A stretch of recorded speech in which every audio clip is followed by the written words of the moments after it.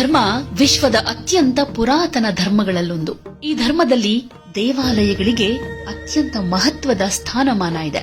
ದೇವಾಲಯ ಅನ್ನೋದು ದೇವರನ್ನ ನೆನೆಸೋ ಸ್ಥಳ ಮಾತ್ರ ಅಲ್ಲ, ಧ್ಯಾನ, ಜಪ, ತಪ, ಯಜ್ಞ, ಶ್ರದ್ಧೆ ಹಾಗೆ ಸಮುದಾಯದ ಬಾಂಧವ್ಯದ ಕೇಂದ್ರ ಬಿಂದು ಕೂಡ ಹೌದು. ಪುರಾತನ ಕಾಲದಿಂದ ಶಿವಭಕ್ತರ ಪಾಲಿಗೆ ದಕ್ಷಿಣದ ಕಾಶಿಯಾಗಿ ಪ್ರಸಿದ್ಧವಾಗಿರೋ ದೇವಸ್ಥಾನ ಅಂದ್ರೆ ಅದು ಕೊಟ್ಟಿಯೂರು ದೇವಸ್ಥಾನ.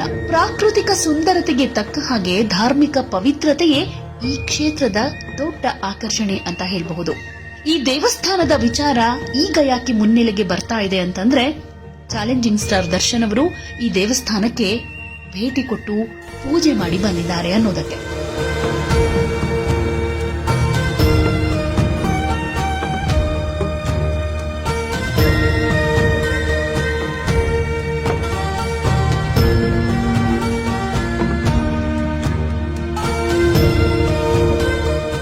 ಈಗಾಗಲೇ ಅವರ ದಿ ಡೆವಿಲ್ ಚಿತ್ರದ ಮಾತಿನ ಭಾಗದ ಶೂಟಿಂಗ್ ಮುಗಿದಿದೆ. ಇದರ ಬೆನ್ನಲ್ಲೇ ದರ್ಶನ್ ಪತ್ನಿ ಸಮೇತ ಈ ಪುಣ್ಯ ಕ್ಷೇತ್ರಕ್ಕೆ ಹೋಗಿ ದೇವರ ದರ್ಶನವನ್ನ ಮಾಡಿ ಬಂದಿದ್ದಾರೆ. ಕೊಟ್ಟಿಯೂರು ಮಹಾದೇವನ ದೇವಸ್ಥಾನದಲ್ಲಿ ದಂಪತಿ ಸಮೇತ ಪೂಜೆಯಲ್ಲಿ ಭಾಗಿಯಾಗಿದ್ರು. ಬಿಳಿ ಪಂಚೆಯುಟ್ಟು ಬಿಳಿ ಶಾಲು ಹೊತ್ಕೊಂಡಿರೋ ದರ್ಶನ್ ಜನರ ಮಧ್ಯದಲ್ಲೇ ನೀರಿನಲ್ಲಿ ಬರಿಗಾಲಲ್ಲೇ ನಡೆದುಕೊಂಡು ಹೋಗಿ ದೇವರಿಗೆ ಪ್ರಾರ್ಥನೆಯನ್ನ ಸಲ್ಲಿಸಿದ್ದಾರೆ.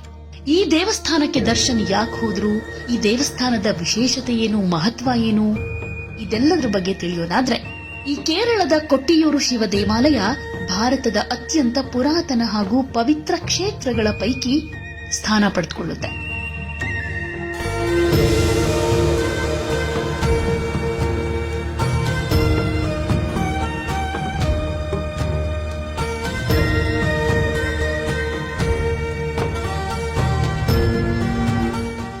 ದಕ್ಷಿಣ ಕಾಶಿ ಅಂತ ಕರೆಸಿಕೊಳ್ಳೋ ಈ ದೇವಸ್ಥಾನ ವರ್ಷಕ್ಕೆ 30 ದಿನ ಮಾತ್ರ ತೆರೆದಿರೋದು.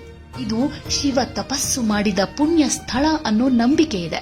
ಈ ದೇವಾಲಯದ ದೊಡ್ಡ ವಿಶೇಷತೆ ಅಂದ್ರೆ ಅದರ ವಾರ್ಷಿಕ ಉತ್ಸವ. ಇದನ್ನ ವೈಶಾಖ ಮಹೋತ್ಸವ ಅಂತಾನೂ ಕರೀತಾರೆ.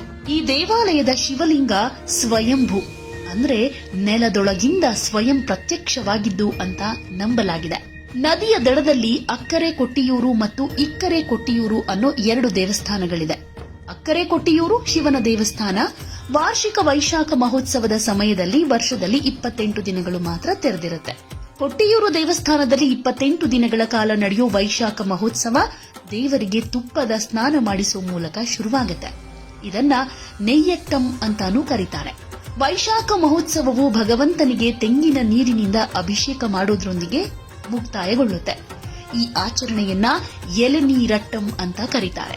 ಕೊಟ್ಟಿಯೂರು ದೇವಾಲಯದ ನವೀಕರಣವನ್ನ ಆದಿಗುರು ಶಂಕರಾಚಾರ್ಯರ ಕಾಲದಲ್ಲಿ ಮಾಡಲಾಗಿತ್ತು.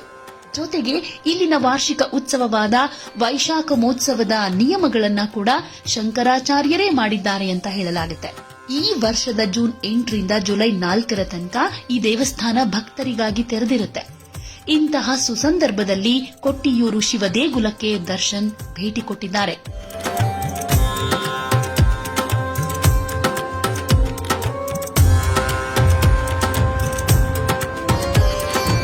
ನೀರಿನಲ್ಲಿ ನಡೆದುಕೊಂಡು ಹೋಗಿ ದೇವರ ದರ್ಶನವನ್ನ ಪಡೆದುಕೊಂಡು ವಿಶೇಷ ಪೂಜೆಯನ್ನ ಕೈಗೊಂಡಿದ್ರು. ಇನ್ನು ಜೂನ್ 30ರ ನಂತರ ಮಹಿಳಾ ಭಕ್ತಾದಿಗಳಿಗೆ ಪ್ರವೇಶವನ್ನ ನಿಷೇಧಿಸಲಾಗಿದೆ. ಜೊತೆಗೆ ಇಲ್ಲಿ ಬರೋ ಭಕ್ತಾದಿಗಳಿಗೆ ತಂಗೋದಕ್ಕೆ ವಸತಿ ಸೌಲಭ್ಯ ಇರುತ್ತೆ. ದೇವಸ್ಥಾನ ಬೆಳಿಗ್ಗೆ 5 ಗಂಟೆಯಿಂದ ರಾತ್ರಿ 8:30ರ ತನಕ ಮಾತ್ರ ತೆರೆದಿರುತ್ತೆ.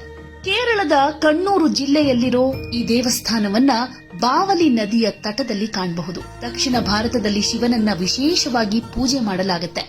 ಈ ದೇವಸ್ಥಾನದ ಪೌರಾಣಿಕ ಹಿನ್ನೆಲೆ ಬಗ್ಗೆ ಹೇಳೋದಾದ್ರೆ, ಕೊಟ್ಟಿಯೂರು ದೇವಸ್ಥಾನದ ಇತಿಹಾಸ ಮಾತಾ ಸತಿಯ ಕಥೆ ಜೊತೆ ಸಂಬಂಧ ಹೊಂದಿದೆ. ಈ ಪೌರಾಣಿಕ ಕಥೆ ಪ್ರಕಾರ ಮಾತಾ ಸತಿಯ ತಂದೆ ಪ್ರಜಾಪತಿ ದಕ್ಷ ಯಾಗವನ್ನ ಆಯೋಜನೆ ಮಾಡಿದಾಗ ಅವನು ಶಿವನನ್ನ ಯಜ್ಞಕ್ಕೆ ಕರೀಲಿಲ್ಲ. ಆ ಯಾಗವನ್ನ ಕೊಟ್ಟಿಯೂರು ದೇವಸ್ಥಾನದ ಪ್ರದೇಶದಲ್ಲೇ ಆಯೋಜಿಸಲಾಗಿತ್ತಂತೆ.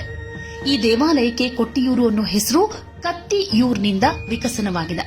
ಇದು ಪುರಳಿ ಮಲೆಯ ಕಟ್ಟನ್ ರಾಜವಂಶದೊಂದಿಗೆ ಸಂಬಂಧ ಹೊಂದಿದೆ. ಹಾಗೇನೆ ಮತ್ತೊಂದು ವಿಶೇಷ ಅಂದ್ರೆ ಈ ದೇವಾಲಯದ ಶಿವಲಿಂಗ ಸ್ವಯಂಭೂಲಿಂಗ ಅನ್ನೋದು. ಈಗಾಗಲೇ ವೈಶಾಖ ಮಹೋತ್ಸವ ಶುರುವಾಗಿದೆ. ಜುಲೈ 4ರ ತನಕ ನಡೆಯುತ್ತೆ.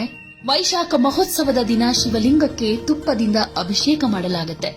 ಈ ಪೂಜಾ ವಿಧಿವಿಧಾನಗಳನ್ನ ಕಣ್ತುಂಬಿಕೊಂಡು ಪ್ರಾರ್ಥನೆ ಮಾಡುವುದಕ್ಕೆ ಸಾವಿರಾರು ಸಂಖ್ಯೆಯಲ್ಲಿ ಭಕ್ತರು ಆಗಮಿಸ್ತಾ ಇದ್ದಾರೆ. ಕೊಟ್ಟಿಯೂರು ಮಹಾದೇವನ ದರ್ಶನವನ್ನ ಪಡೆದು ತಮ್ಮೆಲ್ಲ ಸಂಕಷ್ಟಗಳಿಗೆ ಪರಿಹಾರ ಸಿಗಲಿ ಅಂತ ಬೇಡ್ಕೊಳ್ಳೋದಕ್ಕೆ ಭಕ್ತರು ಇಲ್ಲಿಗೆ ಬರ್ತಿದ್ದಾರೆ.